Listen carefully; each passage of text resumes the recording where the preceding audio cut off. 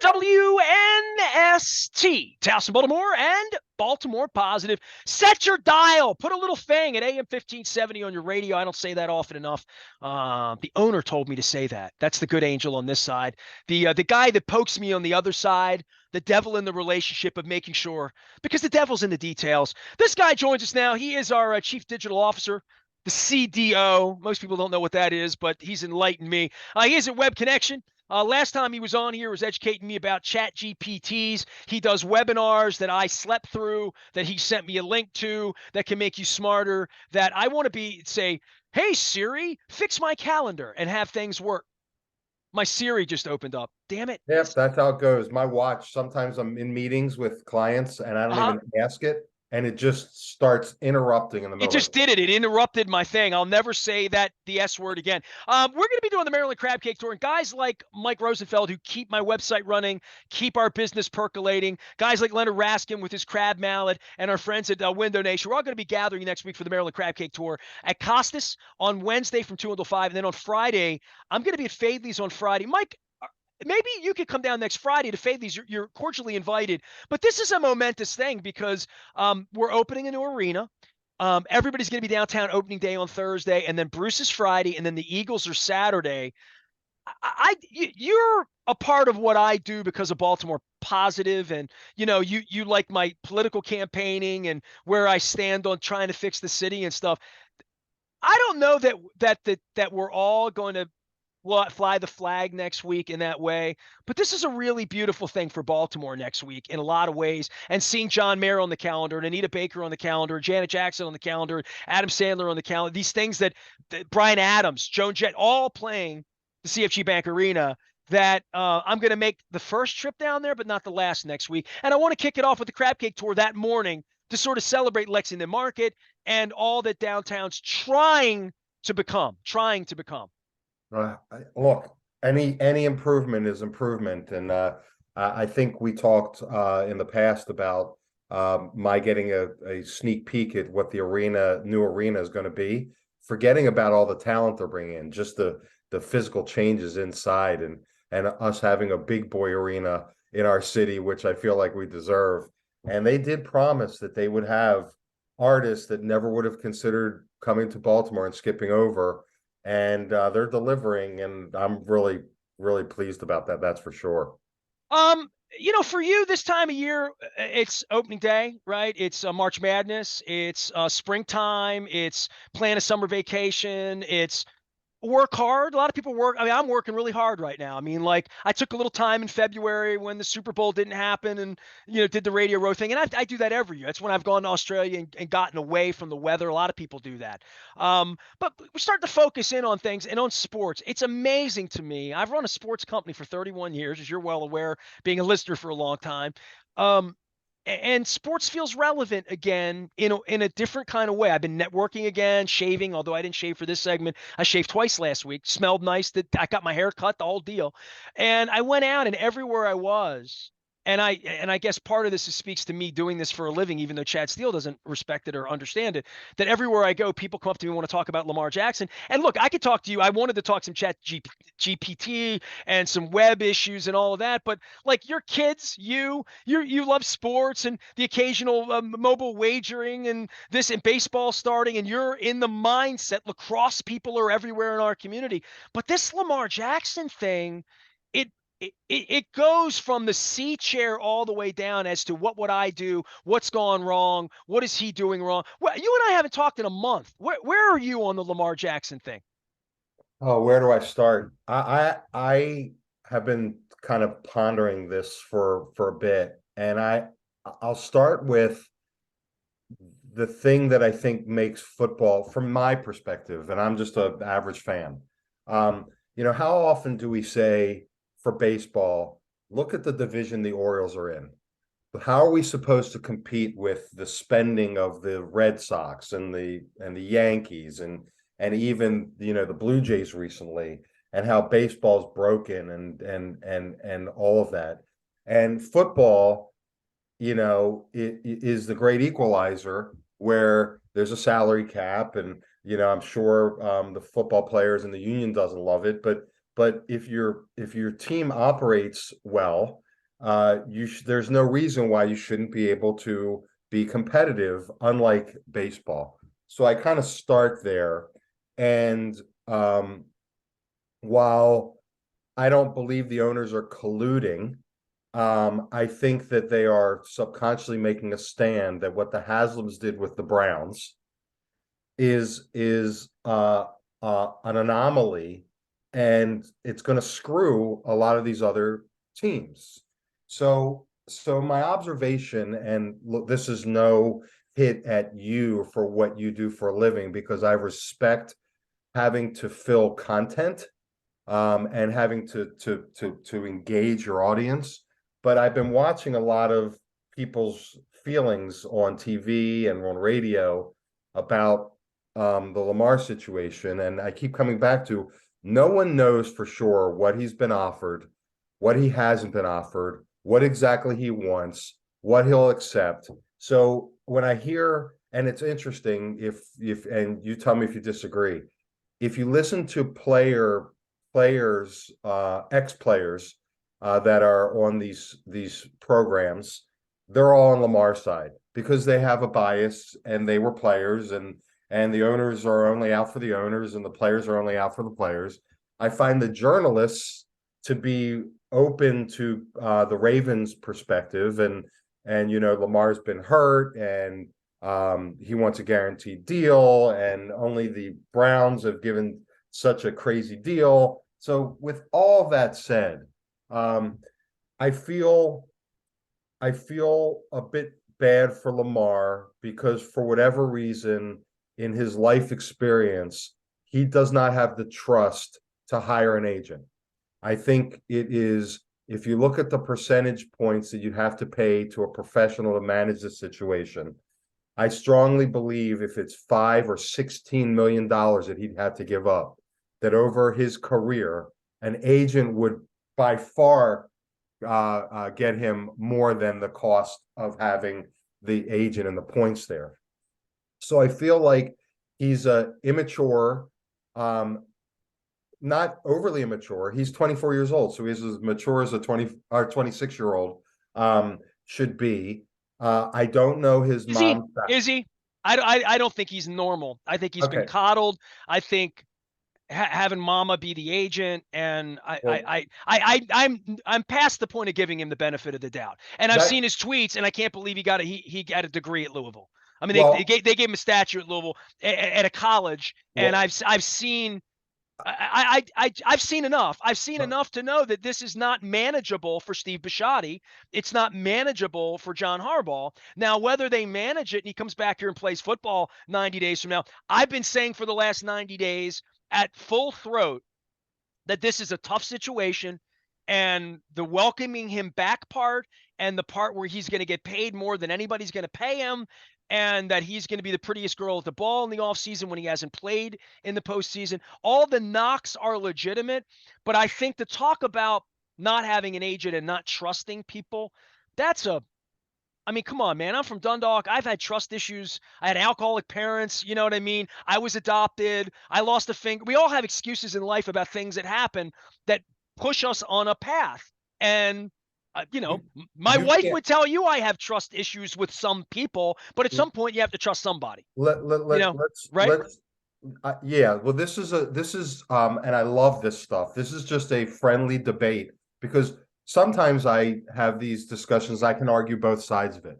But if you follow sports and you follow football, Lamar can't be the only person who's had trust issues and have, issues like that. And I guess what I was saying is, for whatever reason, he's made a decision to not have an agent. And I look and my kids and I, look at lesser talents who have endorsement deals and things like that, and that just can't help him. So I think the point remains that he's made the first bad decision he's made is not having an agent. And if you do the percentages of, even if he got the $250 million deal, and you do the 5%, maybe he'd negotiate.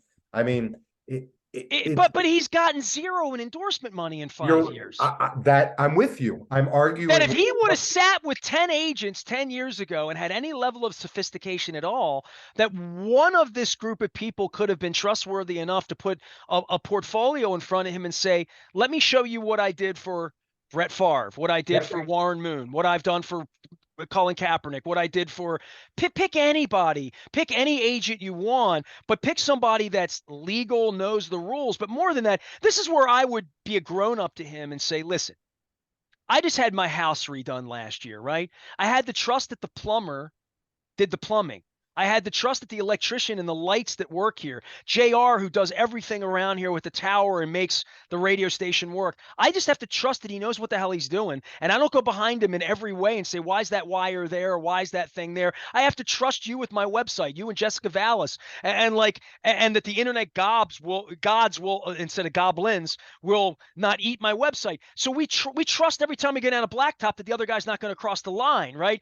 Mhm. This is, if he's truly sophisticated about money and wants to be Jay-Z and wants to be a billionaire, all of those guys have financial representatives, and any one of those people would tell him, you don't know enough to do this. You're never going to be a brain surgeon, so hire one. You're never going to be an accountant, so hire one. You're never going to be a car mechanic, so hire one. You're never going to be a chief digital officer, so hire one. So at the end of the day, dude, you're a rich kid now that you're about to get drafted. You can afford it. Right. The reason you can afford it is because 5 years from now, you won't look up on your ledger and show what I tweeted out, which is Josh Allen's made $60 million more than you 5 years later. And that doesn't even include how many Buffalo Wing ads he got up in Buffalo and car dealerships that I saw him on. He's on every billboard in the Buffalo airport, literally. Right. He's getting 50 grand from all those places at least, right? He's the Justin Tucker of, Yeah. and I I'm amazed at how unsophisticated all of this has been, but I'm also amazed that he is agenting himself out on Twitter, embarrassing himself. The thing that he did to Harbaugh Monday, Mike, Yeah. I really don't know how Harbaugh comes back from that. And I was locked out. I have been the guy sitting next to Harbaugh the last 18 years. Before that, Billick for 5 years, right? So I've been going to that event for 20 years. And Yeah. I've only missed it for the plague and my wife's cancer. I've missed it Right. twice in 20 years. And to see Harbaugh get hijacked like that and not um and really embarrass himself in front of the national media by not having the truth. The truth is the kid wants out. He asked out. This is his way of negotiating or his aggressive way of getting out. I think they're done with him in Owens Mills. I think they've been done with him for a long time. That's my opinion. I don't know that to be Well, factual, but I think that. so let's put the Lamar agent thing aside because we're in agreement.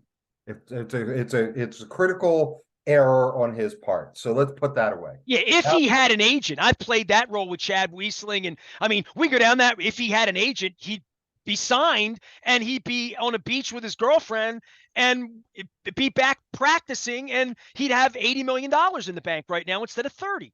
and if he had an agent, I believe he would be with the Ravens. If Oh, he, no question. No, yeah. no doubt. But you know what? If he had an agent at the beginning, he wouldn't have been with the Ravens because he would have been drafted higher. So So how about that? right. I believe that in my soul. Right. So let's now look at the Ravens side of this.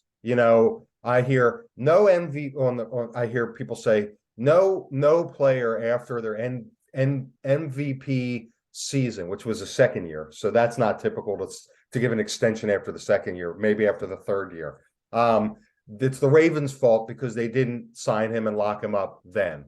And in fairness to that argument, after his third year was before Deshaun got his craziness deal.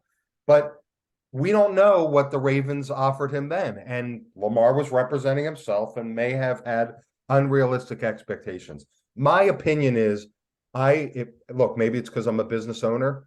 I'm on the side of the owners only because I don't want football to become the NBA or MLB where the wealthiest of the wealthy are the team owners are the teams that typically are going to put themselves in a position to win. I also don't know, and you can help me here. You follow this better than I do. Tell me the last team that had a quarterback that had 25% or whatever percent of the salary cap that was able to win a Super Bowl with the remaining money they have to try to fill the rest of the roster. Well, I mean, I'll give you Tom Brady. Okay, let's start with Tom Brady, who's won all these Super Bowls, and you'd say, well, how did they do that with him at the cap number? First off, the Patriots lie and cheat. So there's no question in my mind that Bob Kraft couldn't give $5 million to Gillette that does a $5 million endorsement deal with Tom Brady, and that I think there was probably hokey pokey there. I think they're serial cheaters, serial liars. You know what I mean? I think there are true integrity issues there, and I think they found ways to circumvent it. But on the record, Tom Brady would give money back every year, and his agent would give money back so that his linemen could get paid, so he could be protected, so they could bring Randy Moss in, so they could keep Teddy Bruschi around, so they could hire Chad Brown to come in and play linebacker late in seasons, and that they could keep all of their star players around. And they don't have a lot of Hall of Famers for having won so many championships, right? They have a lot of Hall of really good players. Logan Mankins, they had good players. They had Joe Andrewsy. They had guys they had for years that they could pay those guys that they don't disappear. And part of that was giving money back to take money to stick around. And Tom Brady, essentially, I know he went to Tampa, blah, blah. He might still play in Miami for 5 more years, but he was there a lifetime because he and his people and the Patriots figured it out. And I don't know that they did it legally. I mean, I really don't. I think they're cheaters. Right. I think they found some way to, give Tom a little bit more, a little juice, something, a private plane, something. I remember when Ozzie got bagged. You want a fun story? You a local Nestor story? Sure. 2001 Super Bowl. The salary cap was kind of a new thing at that time, 22 years ago. And when the Ravens won in Oakland, David Modell and the Modell family gave every player like a bag. And in the bag was a video camera, all the, it was a thank you for getting our family to the Super Bowl bag. And it was gifts. And, it was a couple grand. It wasn't 50 grand because they had Super Bowl shares coming. They win the Super Bowl. They all got $28,000 a guy or whatever, right, for winning the Super Bowl. But this bag was worth $5,000 or whatever at the time, right? Ozzie got bagged on the salary cap because the guys were showing off that the team gave them something. Right. So Ozzie had to count that against the salary cap then. That's how punitive that system was at the time, right? To say we're not going around the salary cap. But this is where Lamar and the quarterback, when you said, I wonder the last time, and I gave you Tom Brady, this is one of the problems with Lamar. If you give him all of this money and you call back next year and say, we need cap, does he even have anybody to handle that business? And do you really want to go to him to handle it when he's not sophisticated enough to have an agent to even handle it? Because he shouldn't be handling it. And everybody knows that now. And if there's one thing the Ravens fans have learned, this is not a good way for a superstar quarterback to conduct his business. The problem I have, Lamar will say that anyone who knows me knows that I go, 100%, I want to win a Super Bowl. But on the same token, I believe last year when he didn't come back to play was a decision that he made without the benefit of an agent who said, look, your negotiations aren't going really well with the Ravens. Teams are going to judge you and will always judge you about how often you are on the field. You didn't show up in Cincinnati to fly a towel. Right. And you had no intention of playing the following week in Buffalo. Right. And that decision, Arthur Blank just said yesterday, is on his mind. And of course, Lamar claps back today, which he's getting clap back all you want. I'm the billionaire. That's right. You're not getting my money. I don't want you to be the face of my franchise. And the Deshaun Watson thing, shame on Jimmy Haslam. I mean, just on every level, shame on him. But that now has become the bar, and this awful human has become the bar. And I don't think Lamar is an awful human at all. No, neither do I. And I don't want to come across. I just think Lamar is a man child and has been afforded that opportunity, and now has $30 million and doesn't need to listen to anybody. He's been right all along because he's got $30 million, and nobody ever told me me he was even going to be a quarterback. You thought I was a running back, dude. He's still stuck on all of that, right? And it's the pounding of the Except ground that we saw and all of that. Just all of it, to me, has said to me that I'm shocked that John Harbaugh and Eric DeCosta and Steve Bisciotti really, really believe that he can come back and win a title for them at any cost, at any price. Right. Well, I was going to say, except for you, when you said running back, except for the one team that traded up to get him in the first round, which is our team. And, you only have certain windows. I'm saddened to hear that Calais Campbell's likely going to sign today with the Falcons. I mean, I thought he wanted to win, by the way. Yeah. Well, yes, I No, hear it's you. a crappy division, but I mean, I thought he wanted to win a Super Bowl. Okay. Right. Yeah, So you want to win a Super Bowl, sign somewhere where they have a quarterback. well, if you want to win a Super Bowl, you play injured. Brock Purdy had no arm, in the playoffs. They had no other choice, and he stayed out there on the field and handed the ball off and tried to pass. I mean, you do what you got to do, and then you get the surgery. I mean, Lamar, let me ask you, young man, if you're my franchise quarterback and you've got 140 million of my money in the bank 2 years from now, and your knee hurts, and it is what it is, are you playing, or am I sending Tyler Huntley out there? And more than that, are you going to get on the plane and show up in Cincinnati and be a part of that? Or are you going to 3 months later claim that the swelling went up and that you were hoping to play in Buffalo when there was never any hint of anything like peace from anything the last month of that season? And they're all just, and I went through this with our mutual friend Bill Cole, that they're all just BSing. You know what I mean? Like that Harbaugh press conference this week, it just feels like a den of liars. It feels like it feels like there's very little integrity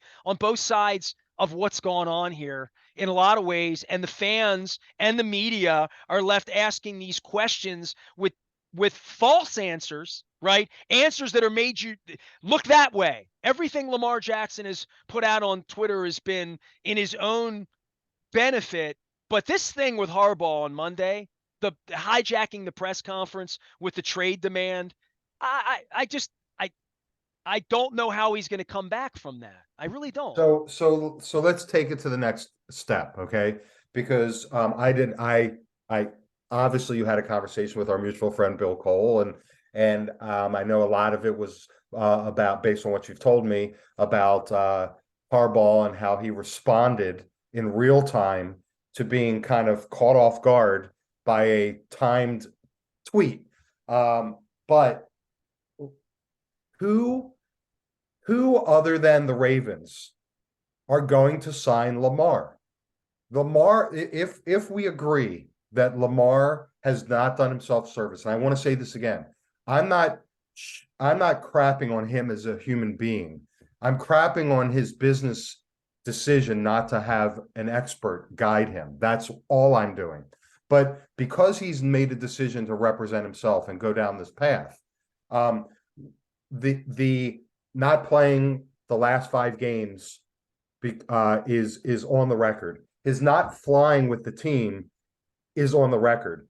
His demand of expecting to be paid a salary that no one else expects to pay him is on the record. So I don't see, and we're seeing this in real time, everyone that's out there. So when they say who's the best fit for Lamar, is it the Colts? Is it the Falcons? I still think it's the Ravens if they can forgive each other, because they know who he is better than anyone else. And I don't think anyone else is going to give him the money that he wants. So what are his options? Are his options, because I don't think he's getting dealt. I really don't. I think his options are to play on the tag or to sit out. And if he plays on the tag and does what a lot of people say, which is, oh, I sprained my ankle, I'm going to miss 7 days. Is that really going to help Lamar to add to the 5 games he missed last year and the 5 games he missed the year before and not going? That's not going to help him. His only shot is to either come to an understanding that he's not going to get from anyone what he's looking for, or to sign and play, or to sit out. Those are the only options. And I see all of them pointing mostly to Baltimore more than anyone. So he doesn't show up for camp. He doesn't show up in the summer. He fights. Why do the Ravens want that? Why do the Ravens want the uncertainty of this and having a bad ending? Why do I they want the Antonio Brown ending? I think if it were me, knowing a fraction of what everyone else knows, I would be looking, and I understand why they did the fully guaranteed 3-year deal that's been leaked out there, which is we have a window, we'll pay you for your prime, we'll give you 100% guarantee so you can look in the mirror and say, look, I got Why 100. do we have to pay you for your legacy? You've won one playoff game. Well, why do I have to pay you for being an old guy who at 30 may or may not be able to do this at $50 million? Why? Nobody's going to do that. No, look around. Nobody's taking the lifetime deal with you, right? You Well, haven't I played in said, December in 2 years, 3 years. let me ask you a question. I said 3-year deal. He has only won one playoff game, and I know his playoff numbers are abysmal. But do you not believe that he has the potential in the playoffs to go for a run on a Would run? I bet $50 million right now? I wouldn't bet. I wouldn't play rotisserie football and draft him thinking I'm going to beat Burrow, Mahomes, Allen, Herbert, Lawrence in that order or any in those orders. He's the sixth best quarterback in that pack that I just mentioned. And the reason for that, he hadn't played December since I was wearing a mask and the stadiums were empty. I mean, that's a fact. I'm That's a with you. fact. I'm with you. So your He's position electric. is He's explosive. He's exciting. I mean, right now he's a one-hit wonder. He had a good album a couple of years ago. The last couple albums he's put out, I'm waiting for him to, I mean, is he the Counting Crows? I don't know. I'm waiting on the next good album. You know what I mean? Really? so I'm sitting there saying he's 75% winning during the regular season. And as you know, for from our both of our Super Bowl winning years, you just got to get to the dance. You just got to get to the I dance. just hate all these statistics, that the wins and losses and like all that. What are you going to do next year and the year after that and the year after that?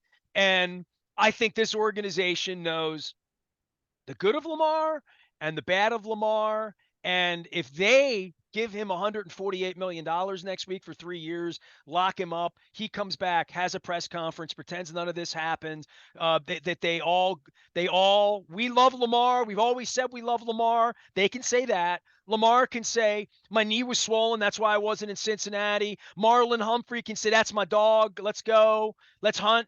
Yeah, if okay, but then they bring Lamar back in. Is Lamar happy here? There hasn't been a moment in a long, long time that it's felt like Lamar Jackson has been happy with Baltimore, the Ravens, John Harbaugh, Steve Bisciotti, the situation, his passing game, his teammates, his health, the poor fella in Pennsylvania that just went on the internet and spoke the obvious.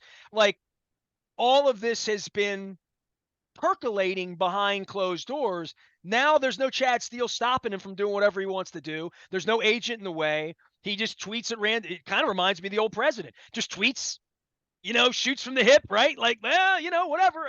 Can't put the toothpaste back in the toothpaste.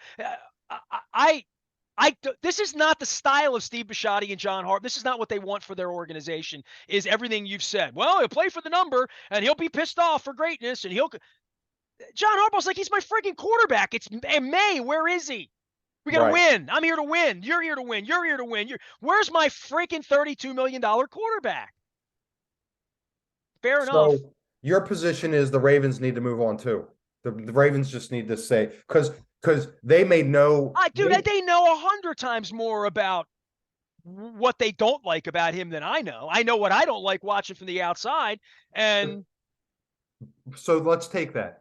They know a lot more than we know, and they made no effort except for a rumor of maybe signing Baker Mayfield, who we all know wasn't being signed to be the starting quarterback. So they put all of their eggs in the basket of either going all in on Lamar and matching whatever deal if he gets another deal and thinking they can smooth this over, or blowing the shit up, excuse my language, and starting all over. well, they're Those are being held hostage by their quarterback. I can't think that that's real comfortable for Steve Bisciotti or John Harbaugh. They don't even want to answer questions from me. Why would right. they want to be held hostage by this guy? Have their Believe, franchise, like, seriously. believe me, they of course don't want to be doing that. Right. But that doesn't take away the fact that they didn't do anything in the offseason during free agency to try to lock up a quarterback and Because say, they've been held hostage by him. yeah, I And hear. and part of that is the salary cap number, putting the 32 million on him, which is just costing Calais Campbell. It's probably going to cost them Marcus Peters if they wanted Marcus Peters. Maybe they're going to draft next month. But by the way, they draft 22nd. I haven't heard anybody even mention that. Jim Palmer, when you're thinking when they draft, this time of year, I can't imagine a March where we weren't talking about who are they going to draft. That's the 15th question at this point. Can I give you one last quick point? Of course. I'm looking at the highest paid, the richest NFL owners in football. And it just so happens that the second to last and the third to last wealthiest owners are the Steelers and the Bengals. I know this wasn't part of their calculus, but the Haslams may have successfully driven out of the division Lamar Jackson. And I can tell you that if Joe Burrow takes, although he'll have an agent, takes the same stance and says that I want a fully guaranteed contract, that he is not going to be a Bengal. So maybe what the Browns have done unintentionally by screwing it up for everyone else is put themselves in a position to have the best quarterback in the division in 2 years. And that would be crazy if that happened. But with Let's that, not talk prosperity about the Browns. yeah. I mean, I don't really that's never cool in March or April. Mike Rosen, actually, it is cool because they never win in October, November, December. Mike Rosenfeld is my dude at Web Connection. He is an outsourced chief digital officer, can help your business. We talk about it all the time. That if you need a little help on your social media, your website or your web strategy, he's the dude for you. He's our dude here as well. Maybe joining us. Are you going to see Bruce? You going to Eagles? You doing any of that or no? Now I'm headed to Chicago next weekend to help my son move from one place to the other. I will miss it. I've seen both artists before. I actually saw the Eagles right before Glenn Fry died, so I'm glad I got that in at the arena, interestingly enough, before it was upgraded. But you enjoy, and everyone should enjoy. Go enjoy your city. I'll be living it up at the Hotel California downtown in Baltimore. Mike Rosenfeld can be found at webconnection.com. We talk about him. He's also out on the front of BaltimorePositive.com with these chats. Maryland Crab Cake Tour next week, presented by the Maryland Lottery in conjunction with our friends at Window Nation. Oh, get my Window Nation floppy hat up the right way. 866-90Nation. You buy two, you get two free. We're getting into the springtime now. Crab Cake Tour, Costas on Wednesday. Friday morning, we're going to be at Faithley's. The 27th of April, we're going to be at Captain Larry's in Federal Hill, trying to put something together with our friends at Pappas as well in mid-April. We're going to get a location on that. Might be Glen Burnie, might be Bel Air, might be Parkville, might be Cockeysville. We are very, very appreciative of all of our partners around here for making this thing awesome. We are WNST, AM 1570. It's House in Baltimore. We never stop talking Lamar Jackson and BaltimorePositive.com.